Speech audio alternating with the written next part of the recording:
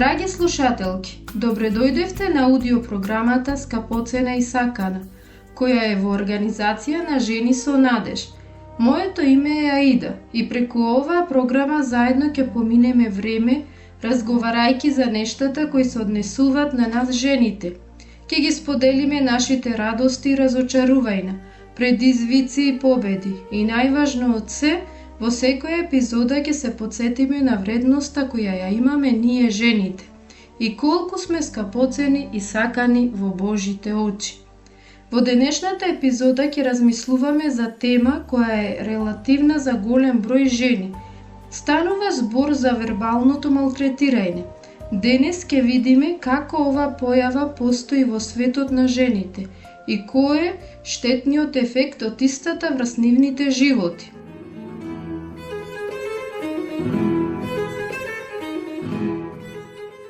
Без разлика дали другите го доживуваат тоа или пак станува збор за појава од која сме страдале самите ние. Вербалното малтретирање е сериозен проблем на денешницата. Коренот на вербалното малтретирање може да биде зависта, несигурноста, желбата за контрола и слично. Но во секој случај, ова појава им нанесува емотивни, физички, па дури духовни рани на голем број жени низ светот.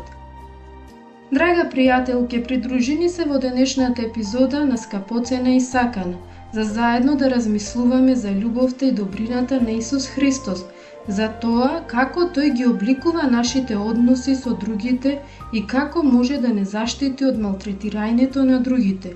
Потребно ни е да се поддржиме една со друга, да се охрабриме со цел да ги надминиме овие предизвици.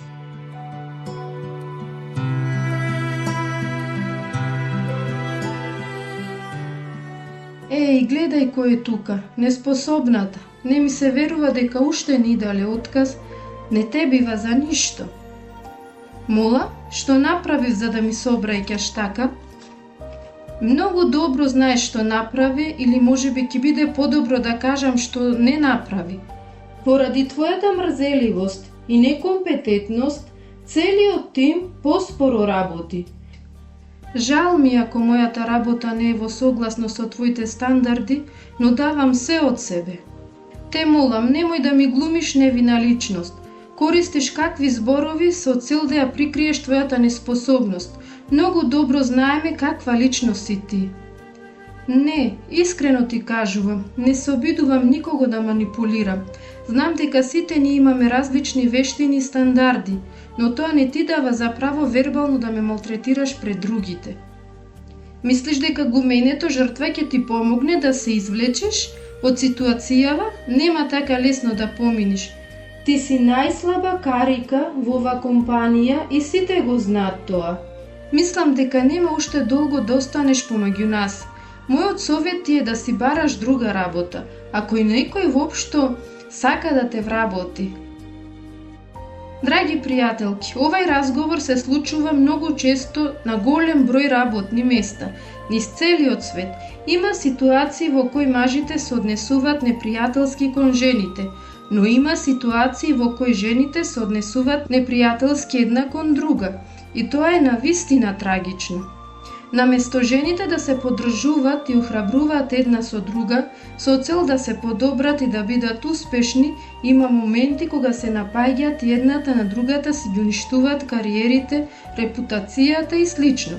Како резултат на тоа, многу од нив имат рани и лузни кои ги носат со себе долги години. So fearfully and wonderfully made. How could they say there is no God? Reminded every breath that I take, it's by your hand I have been formed. So what am I gonna do with this life you gave me? What could I do but live for your praise?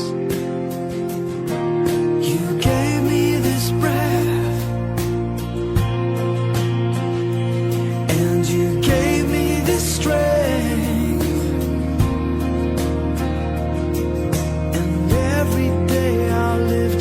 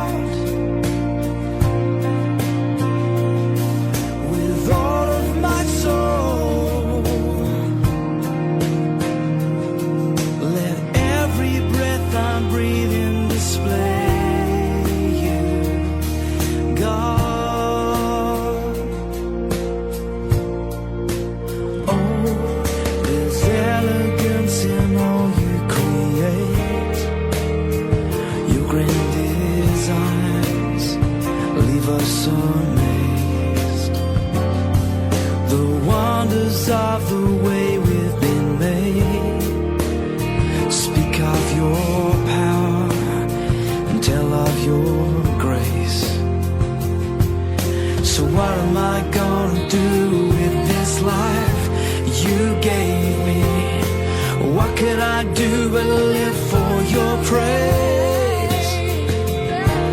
You gave me this breath, and you gave me the strength,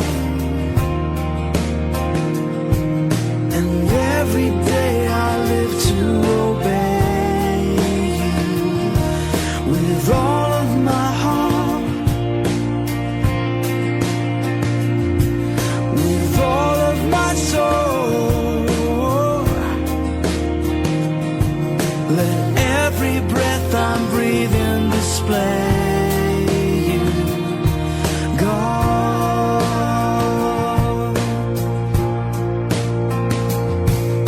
So what am I gonna do with this life you gave me? What am I gonna do with this life? What am I gonna do in these days you've ordained? What am I gonna do with this life? Дали знаете дека и социјалните мрежи можат да бидат платформа на која има многу вербално малтретирање? Како? Ќе дознаете повеќе од тоа преку приказната на Зеина која и беше вербално малтретирана преку социјалните мрежи и тоа искуство остави болни последици врз неа. Здраво, сестри и пријателки. Моето име е Зеина и денес со вас сакам да споделам моето болно искуство со вербалното малтретирање на непознатата платформа за пријателства на земјата. На почетокот сето тоа почна како една безопасна комуникација, но со тек на време прерасна во постојани напади поради кои се чувствував многу лошо. Денес сакам да ја споделам мојата приказна не само за да покажам колку е штетно онлайн малтретирањето, туку и да им дадам совет на оние кои се наоѓаат во слични околности. Како и многу други луѓе, и јас се најдов себе си вплеткана во мрачната мрежа на вербалното онлайн малтретирање. Зборовите кои ми пристигнуваа преку пораки на мојот телефон длабоко ја допреа мојата душа и оставија лузни врз неа. Моето искуство започна кога на интернет објавив слика со цел да споделам дел од мојот живот со пријателите и семејството.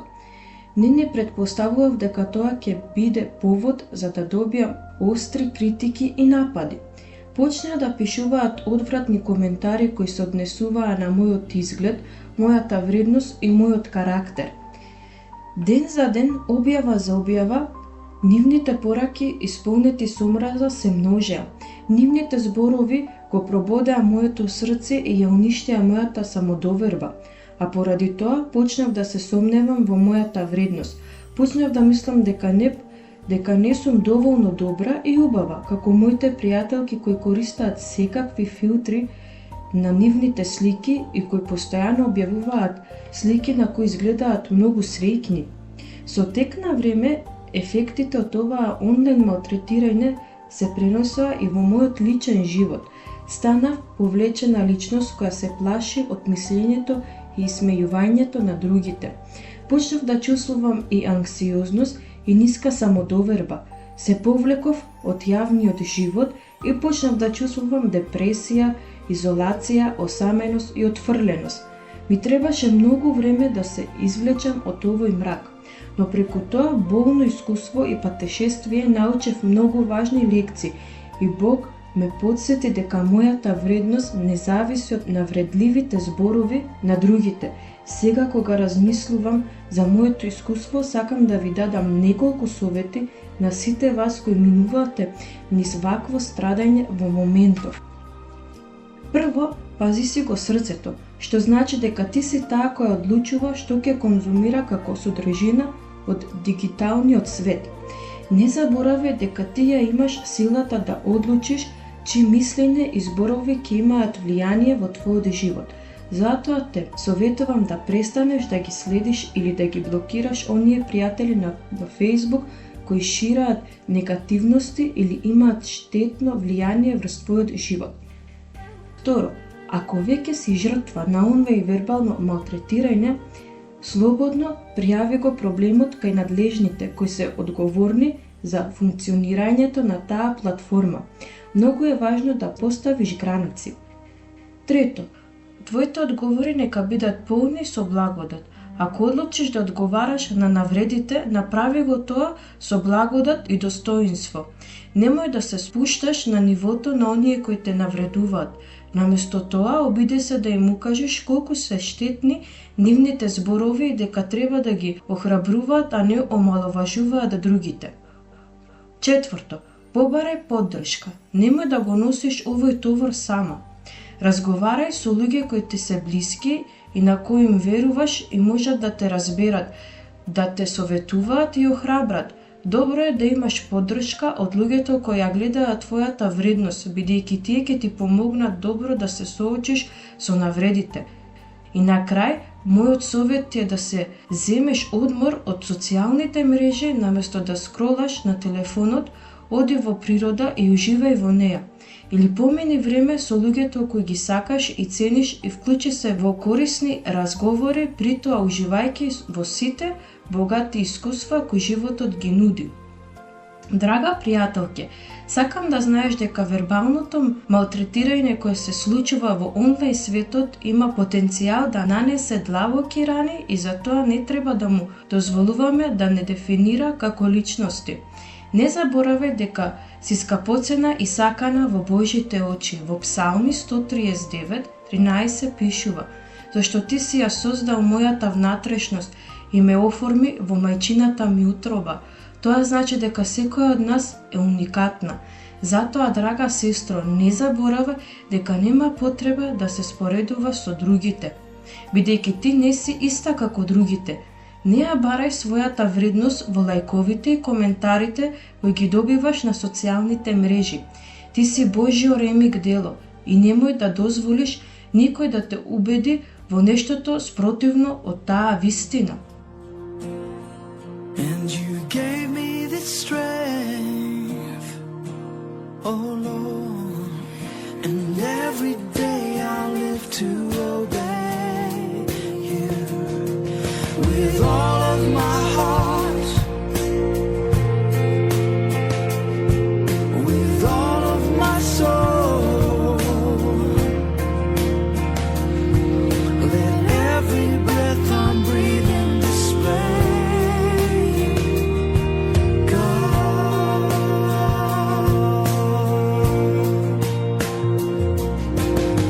All my life, all my days,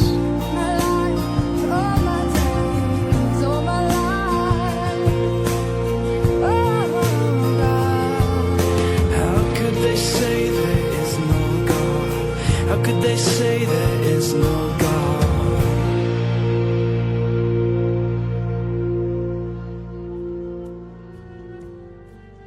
И посакувам добре дојде на Сара во денешната програма Скапоцена и сакана. Сара е стручен професионален советник и психолог и денес со неа ќе размислуваме за вербалното малтретирање меѓу жените. Сара, навистина ми е тешко кога ќе видам како жените се напаѓаат една со друга и на тој начин си нанесувам рани на нивните срца, души и умови. Сметам дека е важно да ја отвориме ова тема за да бидеме свесни за моќта на зборовите и делата врз животите на другите и како можеме да ги смениме нашиот став кон другите за да знаеме како да ги благословуваме наместо да ги омаловажуваме. Се согласувам со тебе и мене ми предизвикува голема тага фактот што жените се малтретираат една со друга во различни контексти. Сакам да набројам неколку видови на малтретирање кои луѓето ги практикуваат. Првиот вид е најчестиот и станува збор за вербално малтретирање, кој вклучува навредливи коментари, критикување на изгледот и способностите на жената или пак низините одлуки. Овој вид на малтретирање се случува лице в лице, но и преку пораки на социјалните мрежи. Вториот вид на малтретирање е оно што се нарекува социјална манипулација или одбегнување. Станува збор за ситуација во која некои жени одбегнуваат одредени личности и оние кои се одбегнати често се чувствуваат осамени, отфрлени и со длабоки емотивни рани.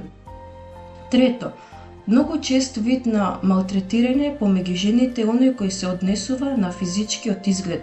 Жените некога се склони да се критикуваат една со друга и да си даваат негативни коментари во врска со големината на телото, формата на телото, физичкиот изглед и слично. Сето тоа води кон несигурност и проблеми со самодовербата кај оние кон кои се упатени тие зборови. Четврт вид на малтретирање е оговарањето и забивањето нож во грб. При овој вид малтретирање жените шираат гласини и невистини една за друга и зборуваат негативно зад грбот на некоја личност која не им се допаѓа. Овој вид кон оштетени меѓусебни односи и оштетен углед. Како се негативните ефекти на малтретирање врз жените? Ајде да размислуваме за емотивните последици.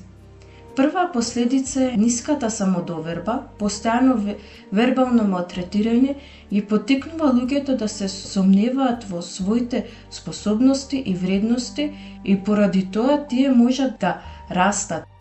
Второ, анксиозност и депресија.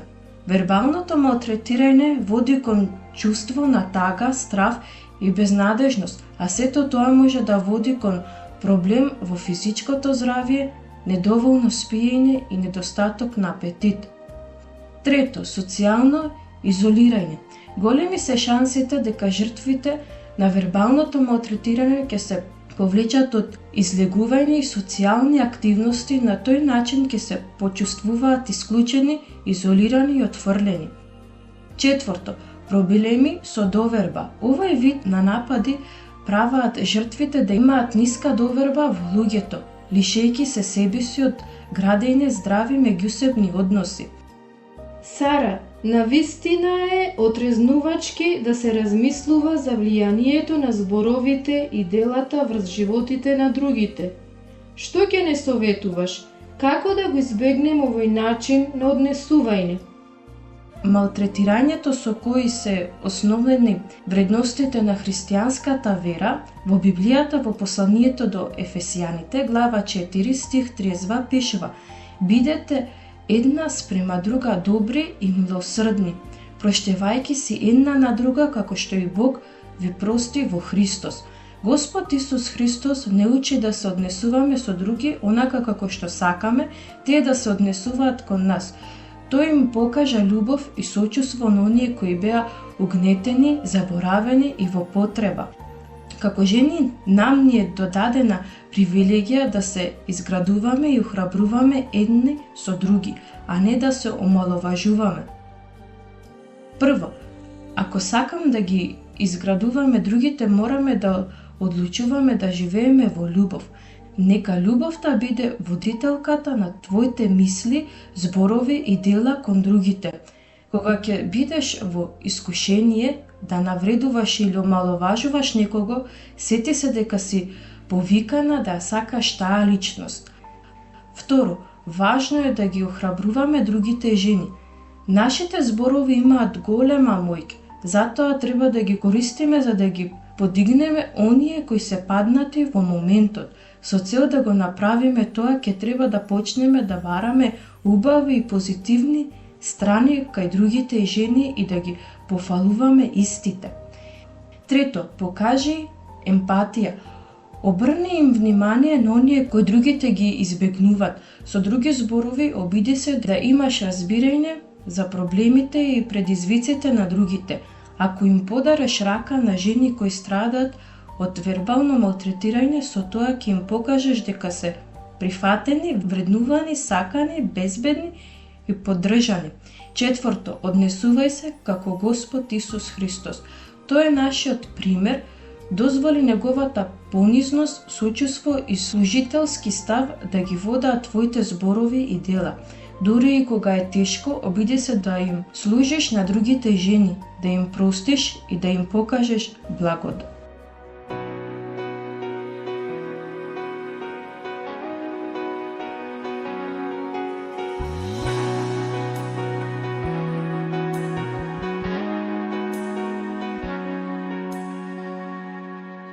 Who am I that the Lord of all the earth would care to know my name, would care to feel my hurt?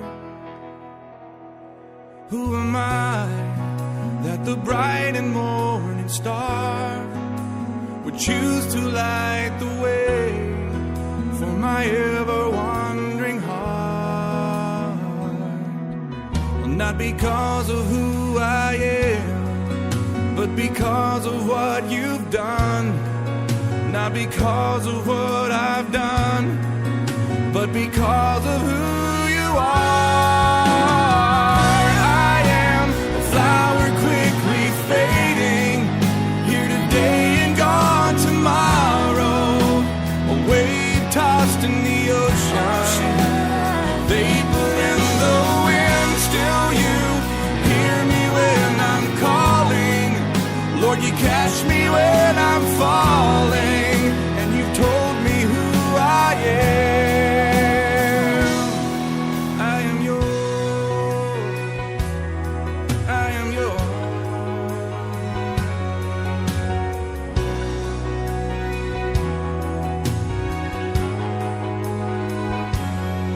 Who am I that the eyes that see my sin would look on me with love and watch me rise again? Who am I that the voice that calmed the sea would call out through the rain and calm the storm in me? Not because of who I am, but because of what you've done. Not because of what I've done, but because of who you are. I am a flower quickly fading, here today and gone tomorrow, a wave tossed in the ocean, a vapor in the wind. Still you hear me when I'm calling, Lord, you catch me when I'm falling, and you told me who I am. I am yours.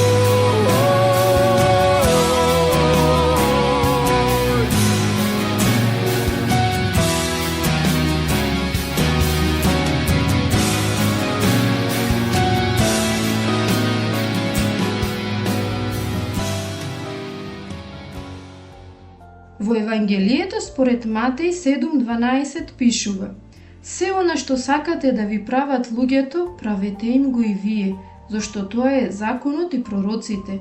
Овај стих често се нарекува златно правило и е добро подсетник дека треба да се однесуваме со другите онака како што сакаме тие да се однесуваат со нас, со добрина и почит. Ако почнеме да го применуваме овој стих во нашите животи, големи се шансите дека ќе замислиме други со нашето поведение. Во посланието до Ефесијаните 4:29 пишува: Никаков гнасен збор да не излегува од устата ваша, туку само добар, за надградување каде што треба да им дадеме благодат на оние што слушаат.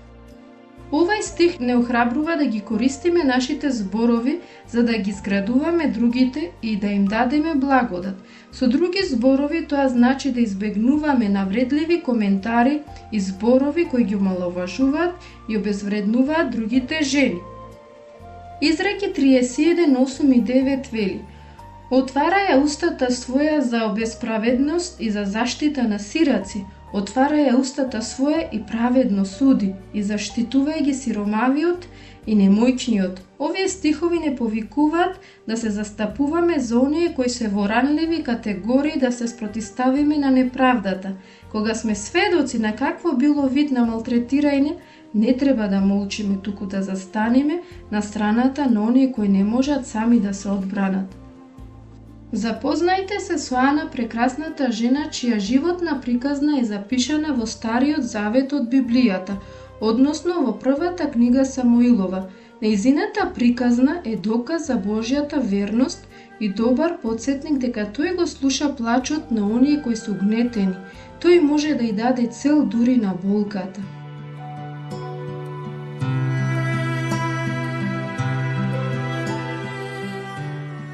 Се сеќавам на деновите кога нашето семејство еднаш во градината одеше во градот Ерусалим за поклонение. Тоа беше време во кое се сеќаваме да му дадеме слава и почит на Бог. Иако самото патување беше исполнето со радост, за мене тоа искуство беше исполнето со мизерија, бидејќи секоја година трпев големи омаловажувања. Втората сопруга на мојот маж ја користеше секоја можност да ме омаловажува поради фактот што не можев да раѓам деца. Мислам дека мојата болка и причинуваше големо задоволство. Нејзините зборови беа како отров. Таа знаеше дека јас многу сакам да имам деца и ја користеше мојата состојба како оружје против мене. Година за година таа ми смеаваше и поради тоа се чувствував празна, со ниска самодоверба и недоволно добра. После таквите искуства се изолирав самата за да плачам и тагувам. Но кога чувствував силна болка, јас наоѓав утеха и засолниште во молитвата. Го излевав моето срце пред Господ и му кажував кои се моите желби, но и моите болки и таги. Барав од него утеха и водство, бидејќи знаев дека само тој може да го исцели мојот скршен дух, и Господ ги слушна и услиши моите молитви. Тој ме благослови со син, кого го нарековме Самуил. Самуил стана моја радост, моја цел и живо сведоштво за Божјата вредност. Сега, кога гледам назад на мојот живот, сваќам дека моето патешествие низ долината на вербалното малтретирање имаше одредена цел. Преку тие болни искуства, Бог обликуваше мојот карактер, ја зајакнуваше мојата вера и ме потсетуваше на силата на простувањето. Драга сестро, ако моментално трпиш одреден вид на малтретирање од страна на некоја личност во твојот живот, сакам да знаеш дека не си сама. Може би те омаловажуваат поради твојата неможност да родиш деца или поради тоа што се уште не си мажена или затоа што си разведена и слично. Но не си сама и сакам да знаеш дека твојата вредност не е дефинирана од лошите зборови на другите луѓе, туку од тоној кој те создал, а тоа е Господ Бог. Исто како што Ана го стори тоа, те охрабрувам да се свртиш кон Бог, да го излееш своето срце пред Него и да дозволиш Неговиот исцелителен допир да те промени. Верувај во Неговиот план, бидејќи Тој може да направи нешто прекрасно дури од најтешките ситуации во животот. Не заборавај, ти си посилна од раните кои другите ти ги нанеле и од твојата приказна за исцеление може да биде инспирација за многу други жени.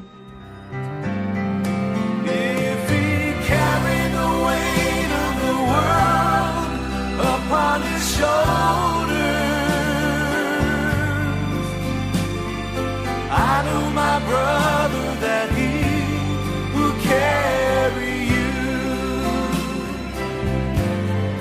If he carried the weight of the world upon his shoulders,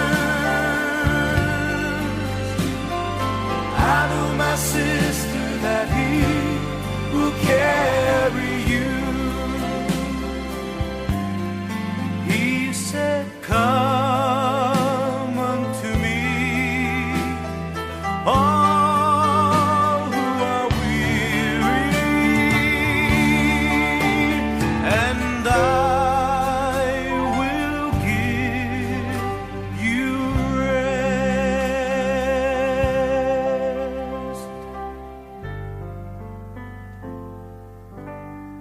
There is no problem too big that God cannot solve it. There is no mountain too tall, He cannot move it.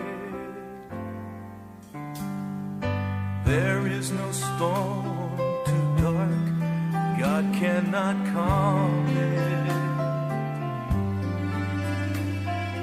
There is no sorrow too deep, cannot soothe it.